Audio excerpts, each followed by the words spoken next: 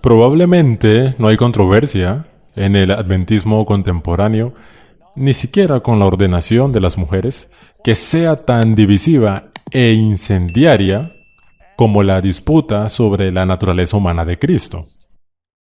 Podrían darse varias razones para explicar esto, pero yo creo que probablemente la más destacada, o las más contundente, al menos, fue ilustrada hace varios años por el difunto reportero de ABC News, Cookie Roberts, cuando durante la administración presidencial de George W. Bush habló sobre el problema de los latidos cardíacos irregulares del presidente.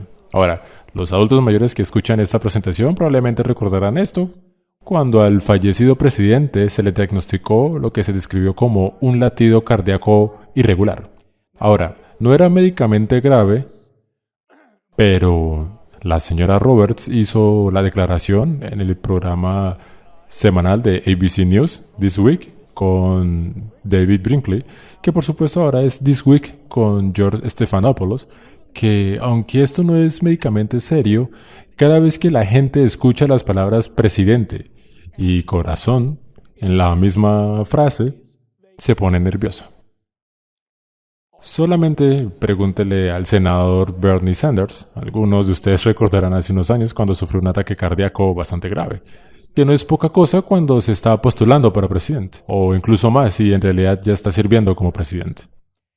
Y cuando hablamos de la humanidad de Jesús e incluimos el adjetivo pecaminoso en la misma frase que el nombre de Jesús, al igual que las palabras presidente y corazón en la misma frase como Cookie Roberts dijo, tienden a hacer que la gente se sienta incómoda.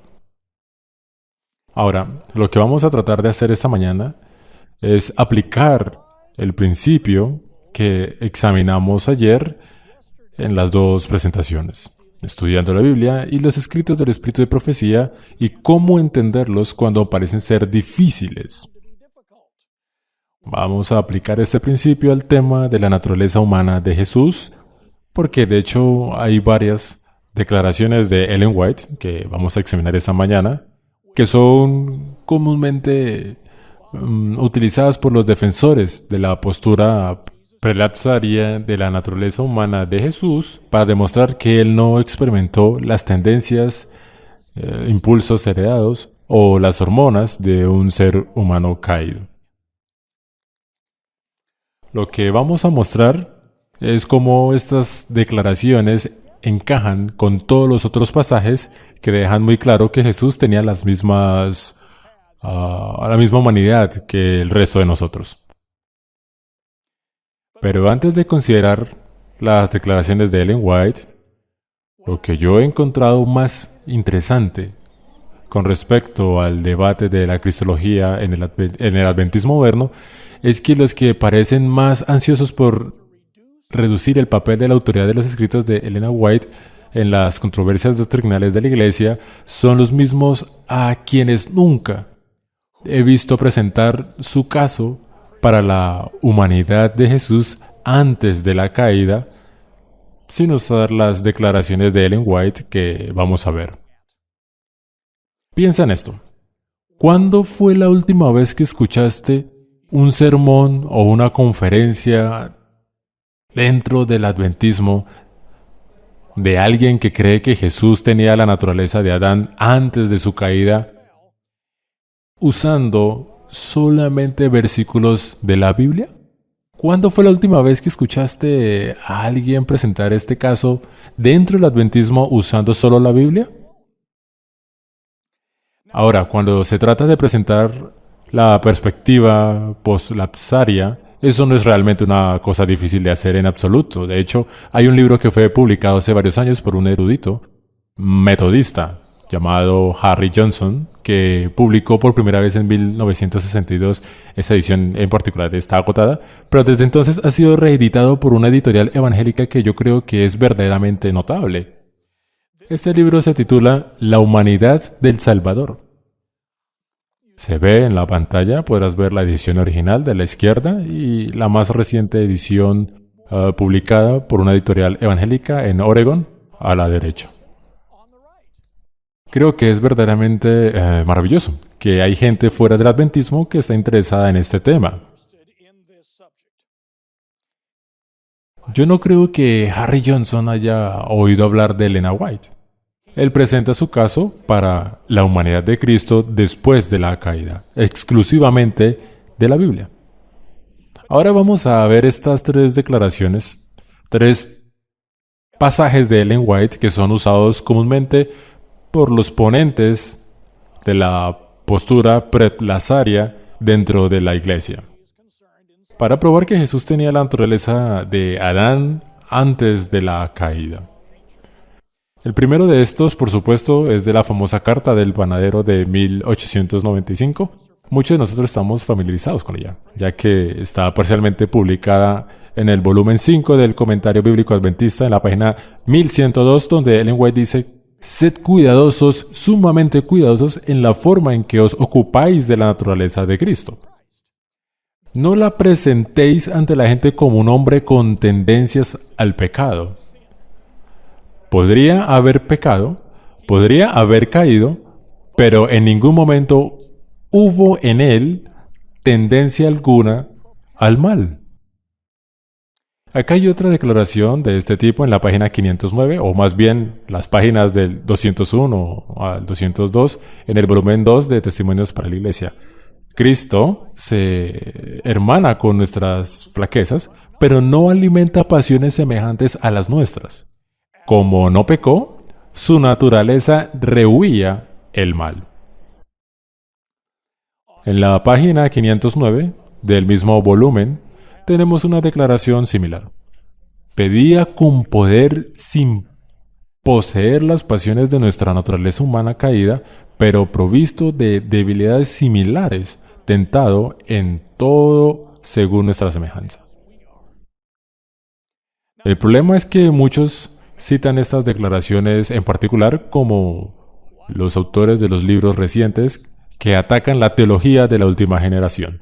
Citan estas declaraciones, pero dejan completamente sin mencionar la mayor parte del tiempo las que vamos a examinar a continuación. Ahora, no estoy diciendo que ambas partes no caigan ocasionalmente en esta trampa, en estas discusiones en particular, porque de hecho lo hacen. Pero el hecho es que, independientemente de quien lo haga, independientemente de quien presente su caso sobre un tema doctrinal, utilizando solo un conjunto de evidencias, no es una buena idea. En la evangelización tenemos que considerar esos versículos bíblicos con los que nuestros amigos en el mundo evangélico se acercan a nosotros, como Colosenses 2, 14 al 16, acerca del acta de ordenanzas que estaban en contra de nosotros, y que no fuésemos juzgados por las festividades y las lunas nuevas y los días de reposo. No podemos fingir que estos versículos no están en la Biblia. Tenemos que demostrar cómo armonizan todos los otros versículos, y tenemos que hacer lo mismo cuando discutimos sobre los pasajes de Ellen White, que trata de la humanidad de Jesús, y cualquier número de otros temas relacionados. Eso es lo que intentamos hacer ayer, cuando estábamos hablando de algunos de los argumentos basados supuestamente en Elena de White contra la idea de la perfección de carácter. Ahora vamos a ver algunas otras declaraciones de Ellen White sobre Jesús y las pasiones de la humanidad caída. Uno de ellos está en los lugares celestiales, en la página 157.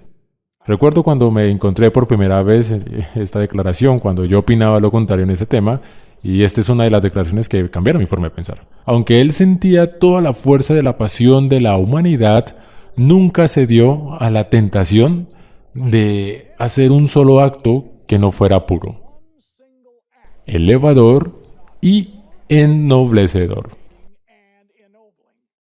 Ahora, obviamente estamos hablando de las pasiones humanas de la humanidad caída. De lo contrario, no usarían la palabra aunque. Él sentía toda la fuerza de la pasión de la humanidad. Nunca se dio la tentación. Aquí hay otra de las señales de los tiempos, abril 9 de 1896. Las palabras de Cristo animan a los padres a llevar a sus pequeños a Jesús. Puede que sean descarriados y posean pasiones como las de la humanidad, pero esto no debería disuadirlos de llevarlos a Cristo. Él bendijo a los niños que poseían pasiones como la suya. Mediten en esta cita. Aquí hay una del libro El Cristo Triunfante, página 262. Emitiendo una sola palabra, Cristo pudo haber dominado los poderes de Satanás. Sin embargo, vino al mundo para soportar cada prueba y provocación que los seres humanos tendrían que soportar. Y no por ello ser provocado ni vengarse en palabra, en espíritu o en acción. Ahora, una vez más, es obvio que el tipo de pasiones que Elena White describe son caídas y pecaminosas.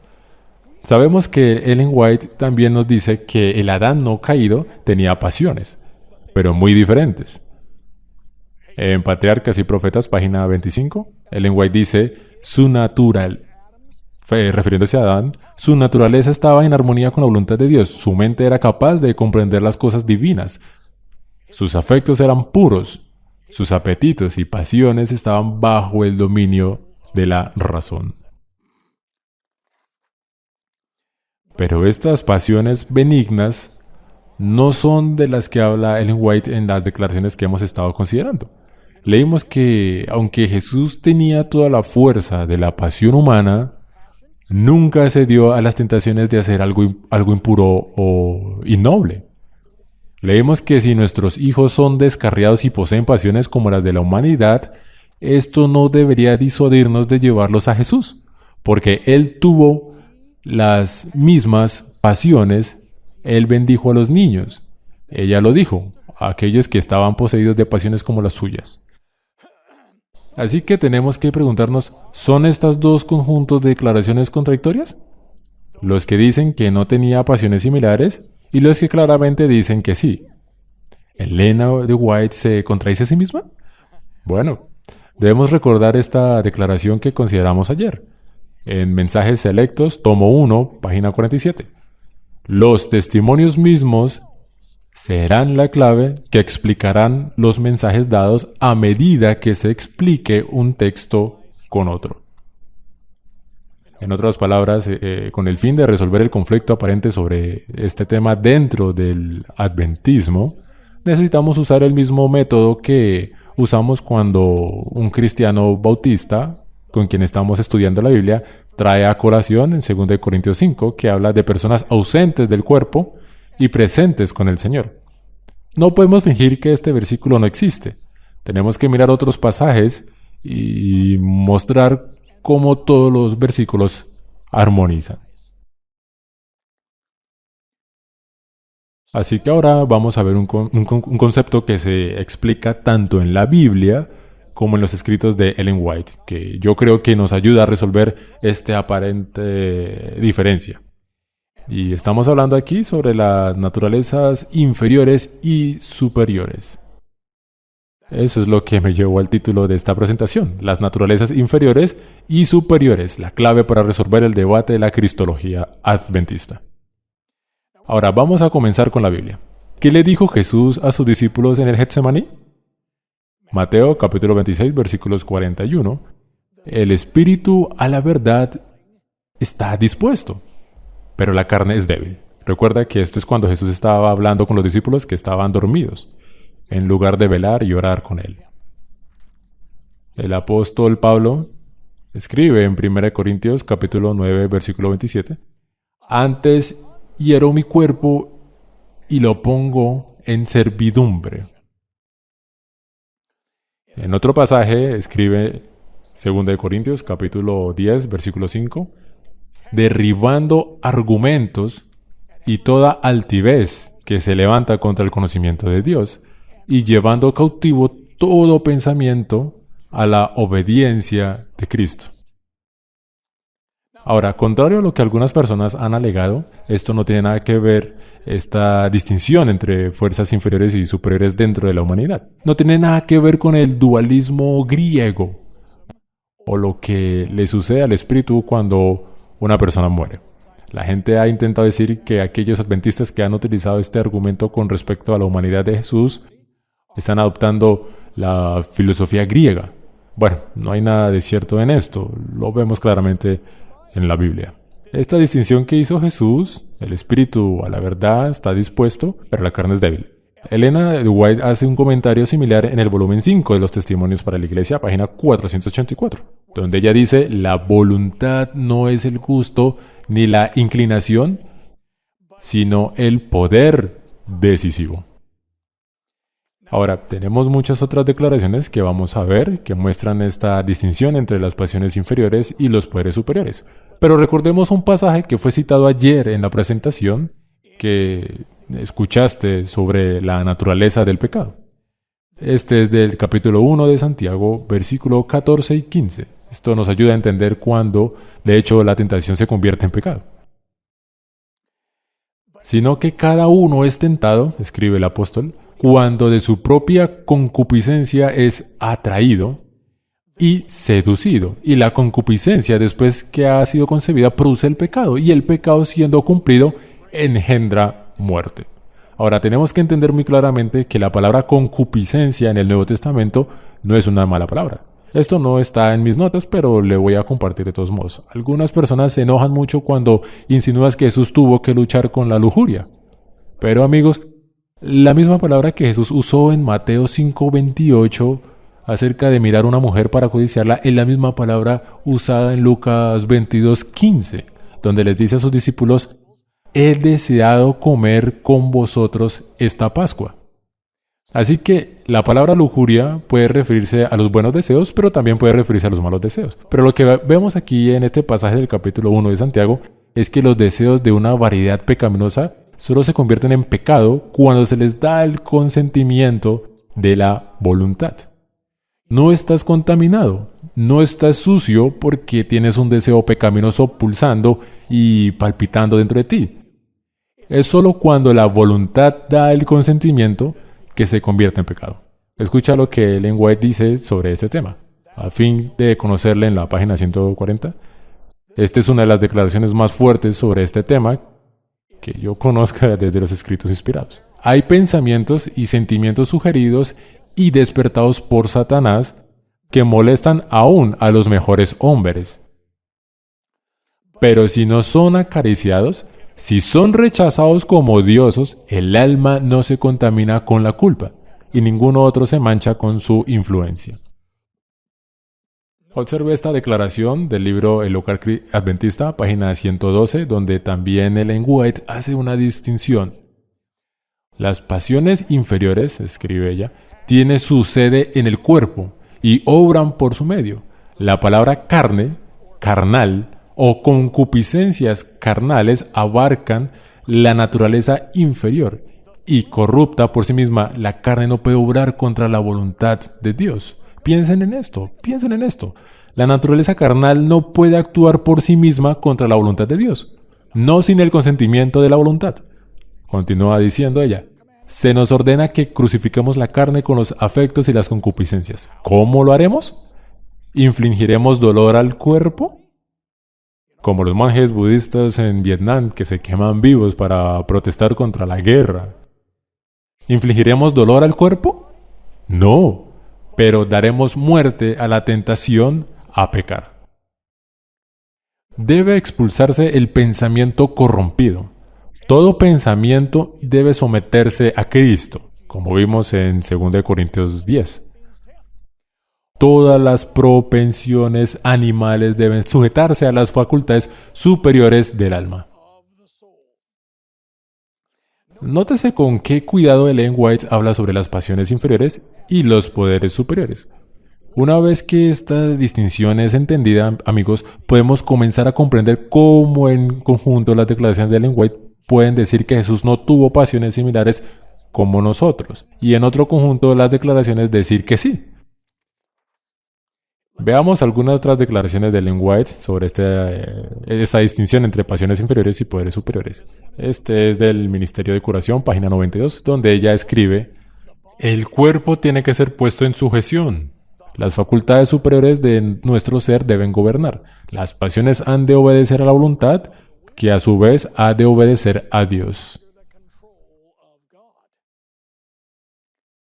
Testimonios para la Iglesia, volumen 4, página 262, ella dice, nuestras propensiones naturales deben ser controladas, o no podremos vencer como Cristo venció. Ahora, si Cristo no tuvo que luchar con las propensiones pecaminosas, ¿por qué Elena White diría que tenemos que controlar nuestras tendencias o no podremos vencer como Jesús venció? Aquí otra declaración que encontré hace poco en mis devociones personales y me sorprende que nadie la haya encontrado antes, o al menos en toda la literatura que he leído sobre este tema en particular. No he visto a nadie refiriéndose a esa declaración en particular. Esto también es del volumen 4 de Testimonios para la Iglesia, página 214. Y vea cómo habla claramente de cómo Jesús nos dio un ejemplo de superación y la forma en la que lo hizo. Dios indicó, aquí en Testimonios para la Iglesia, volumen 4, página 216, Dios indicó que podría ser educado para desempeñar un papel en su causa, pero era necesario que su mente fuera entrenada y disciplinada para trabajar en armonía con el plan de Dios. Si así lo desease, podría obtener la experiencia necesaria. Ante usted se presentó el privilegio de negar sus inclinaciones siguiendo el ejemplo que el Salvador le dio con su vida. Piensa en eso. ¿Cómo sabemos y tenemos el poder de controlar nuestras inclinaciones para negarlas? Porque Jesús nos dio un ejemplo de cómo hacerlo. Parece que Jesús claramente tuvo que lidiar con inclinaciones malvadas. Esas son las únicas que deben negar. Ahora, veamos algunas de estas otras declaraciones de Ellen White que hablan no solo de controlar las pasiones y las propensiones malvadas, sino de echarlas fuera. El deseo de todas las gentes, página 270. El único poder que puede crear o perpetuar la paz verdadera en la gracia de Cristo, cuando ésta esté implementada en el corazón, desalojará las malas pasiones que causan luchas y disensiones. Volumen, esto es del manual, esto es de Testimonios para los Ministros, página 171. Pero aun cuando sus malas propensiones pueden parecerles tan preciosas como la mano o el ojo derecho, estas deben ser separadas del obrero o no será aceptable ante Dios. Mensajes para los jóvenes, páginas 30. Deberían abandonar la propensión a los placeres y la liviandad como cosas que están fuera de lugar en la vida y la experiencia de los que viven por la fe en el Hijo de Dios, comiendo su carne y bebiendo su sangre. Nota aquí que ella no está hablando de controlar las propensiones al mal, ella está hablando de desecharlas. Acá hay otra. Esta es una de las más fuertes. La encontramos en el volumen 7 del Comentario Bíblico, página 943. Ella dice, debemos darnos cuenta de que al creer en Él, que es Jesús, es nuestro privilegio ser partícipes de la naturaleza divina y así escapar de la corrupción que hay en el mundo por la lujuria. Entonces somos limpiados de todo pecado, de todos los defectos de carácter. No necesitamos retener una propensión pecaminosa. Y ahora ella explica a los que se refieren exactamente. A medida que participamos de la naturaleza divina, las tendencias hereditarias y cultivadas al mal se eliminan del carácter y nos convertimos en un poder viviente para el bien. ¿De dónde se arrojan estas pasiones malvadas? Del corazón. ¿Dónde no se deberían retener las propensiones pecaminosas? En la vida y en el carácter. Seamos muy claros. Ella no está hablando aquí de la carne santa. No está hablando aquí de lo que sucede en la glorificación, cuando Jesús viene y borra nuestra naturaleza caída. Recuerde que hay declaraciones, y ya las hemos referido, al menos yo creo, pero no estoy seguro, pero vamos a ver estas declaraciones de Ellen White que hablan de lo que ocurre en la glorificación. Una de estas se encuentra en Hechos de los Apóstoles, página 560 a 561. Sabes, cuando hablas de estos temas, tan a menudo no sabes exactamente cuándo te has referido a alguna de ellas, pero afortunadamente, como yo he dicho varias veces, la repetición es importante para la gente común, de modo que puedan captar. En Hechos de los Apóstoles 447, mientras reine Satanás, tendremos que dominarnos a nosotros mismos y vencer los pecados que nos rodean. Mientras dure la vida, no habrá un momento de descanso, un lugar al cual podamos llegar y decir, alcancé plenamente el blanco. Consejos para los maestros, página 21. El apetito y la pasión han de ser puestos bajo el dominio del Espíritu Santo. No tiene término la lucha de este lado de la eternidad. Ahora note que ella no dice que no hay victoria en este lado de la eternidad. Lucha constante no es lo mismo que fallar constante. Si recuerdas la historia de la Segunda Guerra Mundial, entenderás esto. Recuerda desde la invasión de Normandía en junio de 1944 hasta la rendición alemana 11 meses después en la pequeña escuela roja en Reims, Francia. Fue una serie de victorias ininterrumpidas para los aliados. Pero también fue uno de los combates más difíciles y duros de la guerra. Lo mismo sucedió en el frente ruso. Al ejército soviético le tomó 2 años completos, desde las secuelas de Stalingrado hasta la conquista de Berlín, para recuperar el territorio que el ejército alemán había tardado solo 4 meses en 1941 para conquistarlo. ¿No es así en nuestro caminar cristiano? ¿Qué tan rápido podemos perder una gran cantidad de territorio ante el enemigo? ¿Y qué tan difícil y cuánto tiempo nos puede tomar recuperarlo?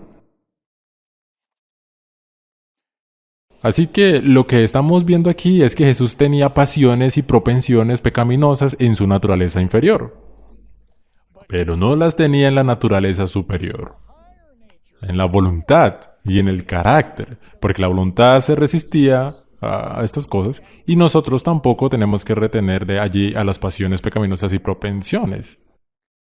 La diferencia es muy simple. Mira lo que Jesús tenía y lo que él no tenía. Espero que coloquen la diapositiva. Aquí vemos el contraste entre lo que Jesús tenía y lo que Jesús no tenía. Jesús tuvo un impulso pecaminoso resistido. Lo que Jesús no tuvo es un impulso pecaminoso exhibido. Piensen en este contraste entre un impulso resistido, donde no hay pecado, el cual es distinto del impulso exhibido, donde de hecho hay pecado. Jesús tenía el primero, pero no tenía el segundo, porque eso le habría requerido pecar. Pero tener el primero le permitió darnos un ejemplo de cómo vencer las pasiones y propensiones malvadas. Aquí hay otra declaración, una vez más. Cuando comparamos la inspiración consigo mismo, comenzamos a entender estas cosas más claramente. Aquí hay otra declaración de Ellen White sobre Jesús y las propensiones corruptas. Volumen 16, Manuscritos Inéditos, página 182. No debemos convertirnos en nuestras ideas comunes y terrenales. Y en nuestras ideas pervertidas no debemos pensar que la posibilidad de Cristo de ceder a las tentaciones de Satanás degradaba su humanidad y que él poseía las mismas propensiones pecaminosas y corruptas que el hombre. Si nos detenemos allí, podríamos tener una idea equivocada. Pero veamos el siguiente párrafo. Escucha lo que ella dice ahí. Cristo tomó nuestra naturaleza caída, pero no corrompida. Y no sería corrompida a menos que recibiera las palabras de Satanás en lugar de las palabras de Dios. Entonces, ¿qué significa cuando ella dice que él no tenía las mismas propensiones corruptas que nosotros? Muy simple. Significa que eligió no pecar. La palabra aquí descrita no es heredada, es elegida. Nota lo que ella dice. Cristo tomó nuestra naturaleza caída pero no corrompida, y no sería corrompida a menos que él recibiera las palabras de Satanás en lugar de las palabras de Dios. Amigos, quisiera no tener que señalar esto, pero en uno de los libros recientes que atacan la teología de la última generación, esta cita en particular fue mencionada 3 veces.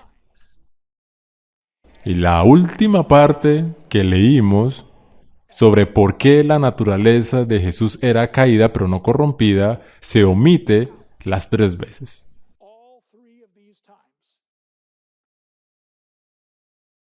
Esto es muy desafortunado. Cuando haces este tipo de cosas, no podrás resolver la controversia. Lo que haces es probar tu incompetencia académica. No quiero usar este tipo de lenguaje, pero es algo muy preocupante cuando la mayor evidencia que demuestra lo que de hecho Ellen White está diciendo y la siguiente cláusula de la oración que están citando se omite por completo.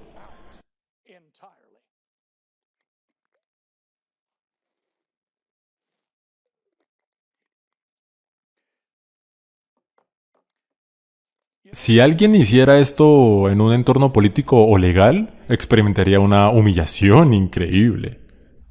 Debemos tener mucho cuidado de no permitir que esto suceda ahora.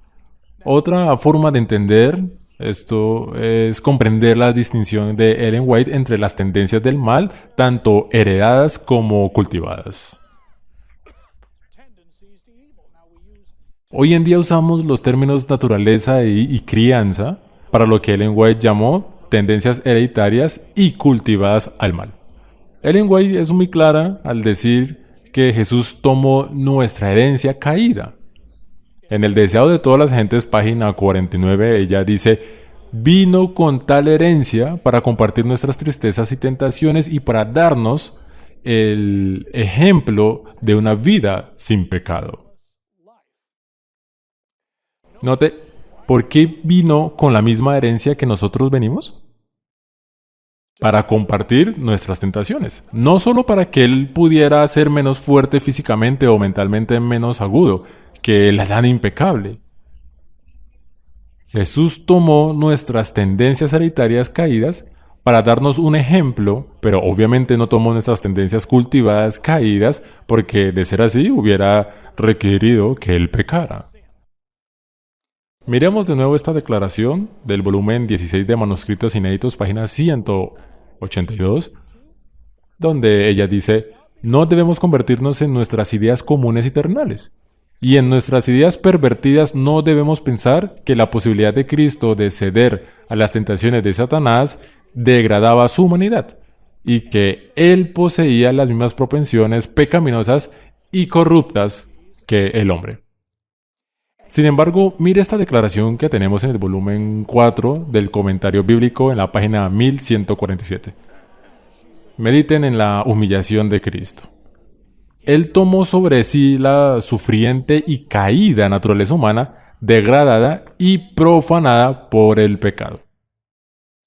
Observe cómo en la declaración anterior, ella está hablando de la declaración elegida. En esta segunda declaración, ella está hablando de su naturaleza carnal heredada, que fue corrompida para que él pudiera darnos un ejemplo. No eligió la corrupción. Esa es la clave. Cultivada versus heredada. Ahora hay quienes nos citarán este verso de Hebreos 7:26, donde dice que Jesús era santo, inocente, limpio, sin mancha, apartado de los pecadores. Y por supuesto, eso es cierto. Pero aquellos que citan este pasaje no citan o generalmente ignoran esta declaración de Ellen White acerca de lo que Dios espera que usted y yo, que todavía tenemos nuestra naturaleza caída, logremos a través de su gracia. En los lugares celestiales, página 162, escucha lo que ella dice. Aprecia las cosas que son verdaderas, honestas, justas, puras, hermosas y de buen nombre, pero desecha todo lo que no sea semejante a nuestro Redentor. Toda alma que obtenga la vida eterna debe ser como Cristo, santo, inocente, sin mancha, separado de los pecadores. Y tú y yo todavía tenemos nuestra naturaleza caída. Esto no está hablando de lo que le sucederá a las personas cuando sean glorificadas, Se trata de lo que sucede aquí en la tierra a través del poder de la gracia santificante. Hijos e hijas de Dios, página 102. Solo la gracia de Cristo puede cambiar tu corazón, y luego se reflejará la imagen del Señor Jesús. ¿Deseas ser transformado? Oro para que eso le suceda a todos los que están escuchando mi voz y al ver esta serie. Dios nos llama a ser como Él, puros, santos e inmaculados. Debemos llevar la imagen divina. Ahora, algunas personas también recordarán una cita de Ellen White donde ella hace esta observación. La encontramos en Review and Herald, 27 de mayo de 1884.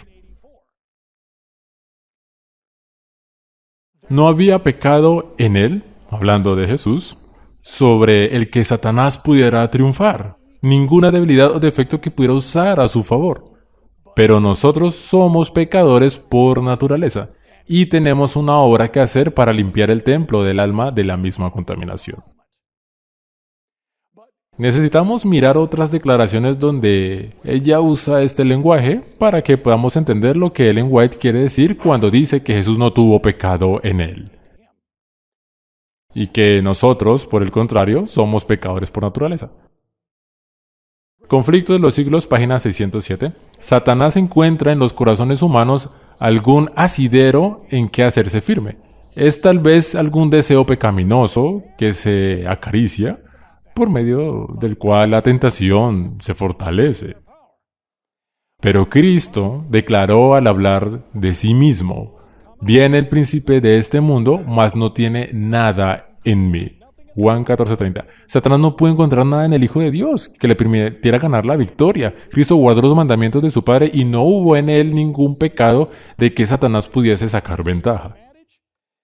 Esta es la condición en que deben encontrarse los que han de poder subsistir en el tiempo de angustia. Vamos a hablar de eso.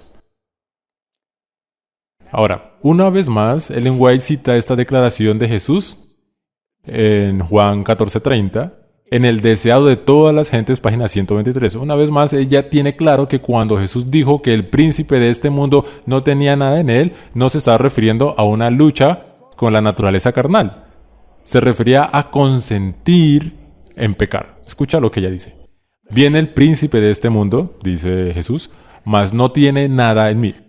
No había en él nada que respondiera a las sofismas de Satanás. Él no consintió en pecar. Ni siquiera por un pensamiento se dio a la tentación. Así también podemos hacer nosotros. Alabado sea Dios. Ellen White está hablando aquí sobre el aprecio a los deseos pecaminosos. Ella no está hablando de la herencia de una naturaleza caída. Entonces, ¿qué quiere decir Ellen White cuando en la declaración que vimos en la Review and Herald del 27 de mayo de 1884, donde dice que Jesús no tenía pecado en él, pero tú y yo somos pecadores por naturaleza y tenemos que limpiar el templo del alma de toda contaminación? Bueno, ella explica lo que esto significa en declaraciones como las de Joya de los Testimonios, tomo 5, página 69, donde dice: ninguno de nosotros recibirá jamás el sello de Dios mientras nuestros caracteres tengan una mancha.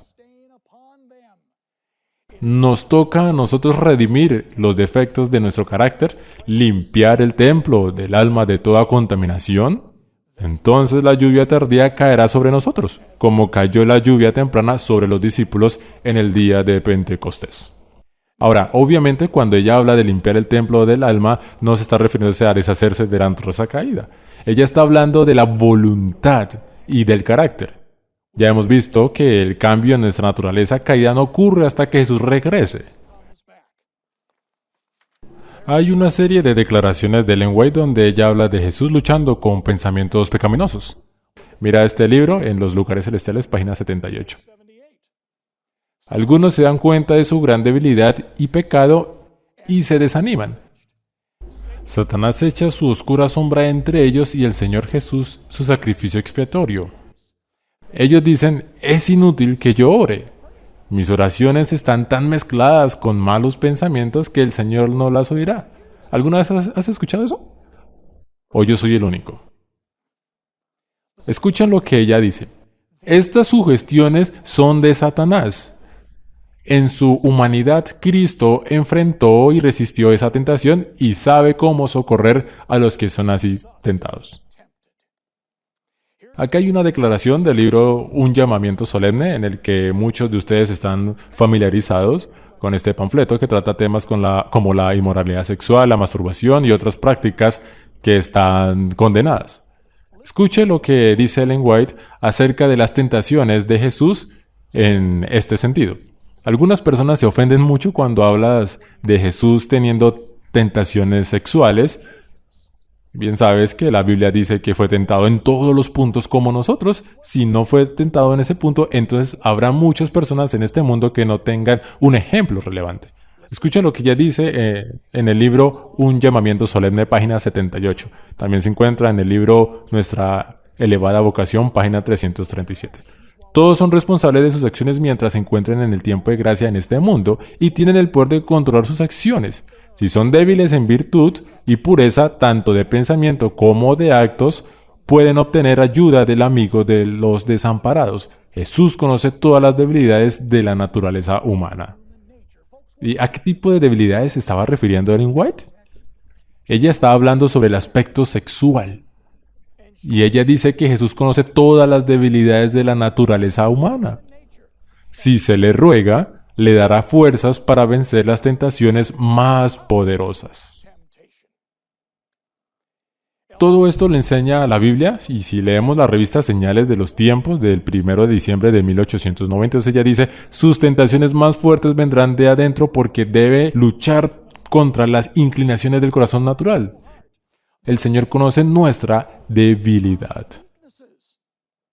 ¿Y cómo las conoce? Ministerio de Curación, página 71. Esto también está en El deseo de todas las gentes, página 329. Sabe por experiencia lo que es la flaqueza humana, lo que son nuestras necesidades y en qué consiste la fuerza de nuestras tentaciones, porque fue tentado en todo según nuestra semejanza, pero sin pecado. Ahora veamos por un momento algunas de las declaraciones de Ellen White donde ella dice que Jesús no tenía ninguna mancha de pecado, porque algunas personas piensan que esto significa que debe haber tenido una naturaleza prelapsaria. Una declaración como esta está en el volumen 5 del Comentario Bíblico, página 1104, donde dice, su naturaleza espiritual, se refiere a Jesús, era libre de toda mancha de pecado. ¿Pero qué es la naturaleza espiritual? No es lo mismo que la naturaleza carnal. Escucha lo que ella dice en Patriarcas y Profetas, página 90. Hay muchos de los que profesan ser cristianos, comen y beben en compañía de los borrachos mientras sus nombres aparecen en las listas de honor de las iglesias. Espero que no esté hablando alguna de las iglesias con las que estamos familiarizados. La intemperancia entorpece las facultades morales y espirituales y prepara el dominio de las pasiones bajas. Mira la distinción, los poderes espirituales y las pasiones más bajas. Ministerio de la Curación, página 310. Las facultades de la mente, por ser las superiores, debe gobernar el reino del cuerpo. Los apetitos y las pasiones naturales deben someterse al dominio de la conciencia y de los afectos espirituales. Señales de los tiempos, agosto 11 de 1887. La complacencia de los apetitos y pasiones naturales tiene un poder de control sobre los nervios del cerebro. Los órganos animales se fortalecen, mientras que la moral y la espiritual se deprime. Nota esta distinción. Otra cita de Ellen White dice en el volumen 7 del Comentario Bíblico Adventista, página 925, nació sin una mancha de pecado.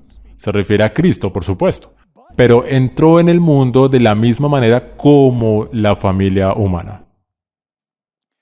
Pero, ¿qué quiere decir Ellen White cuando afirma que Jesús nació sin mancha de pecado?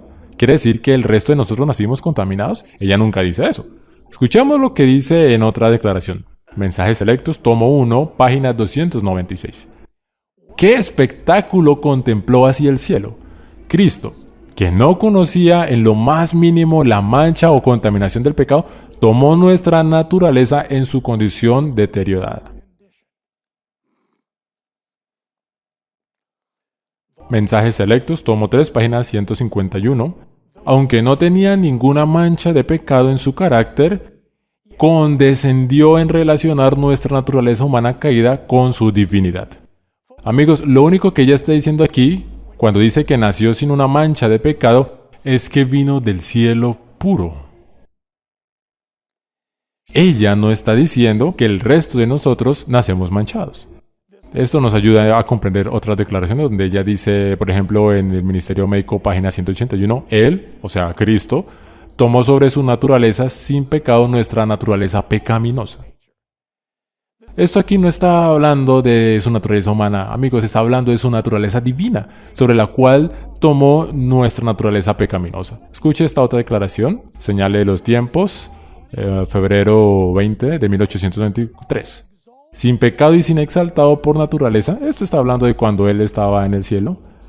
Sin pecado y exaltado por naturaleza, el Hijo de Dios consintió en tomar las vestiduras de la humanidad para convertirse en uno con la raza caída. Otras declaraciones nos ayudan a aclarar lo que significa este asunto de no tener mancha de pecado. Hijos e hijas de Dios, página 150. Un solo acto no santificado de parte del Salvador hubiera malogrado el modelo y Él no sería el ejemplo perfecto para nosotros.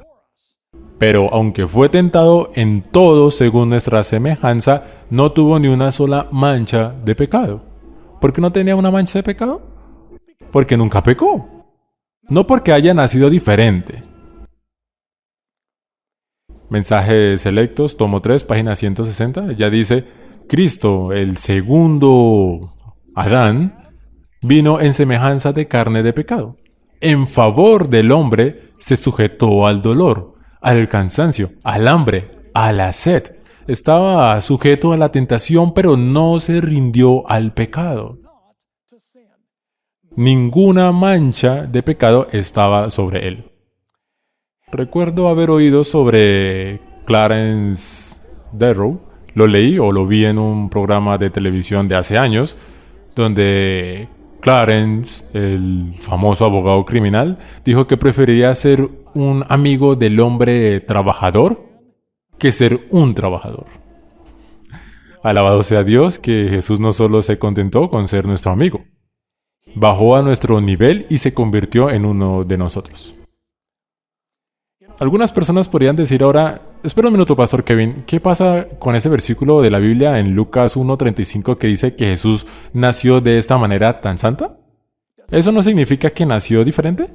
No, porque si usted lee el siguiente capítulo en el libro de Lucas, Lucas 2:23, ¿sabe lo que dice? Dice, al citar una declaración del Antiguo Testamento, que todos los varones que abren la matriz serán llamados santos al Señor. Y aquellos son las personas con la naturaleza caída, y sin embargo se les llama santos.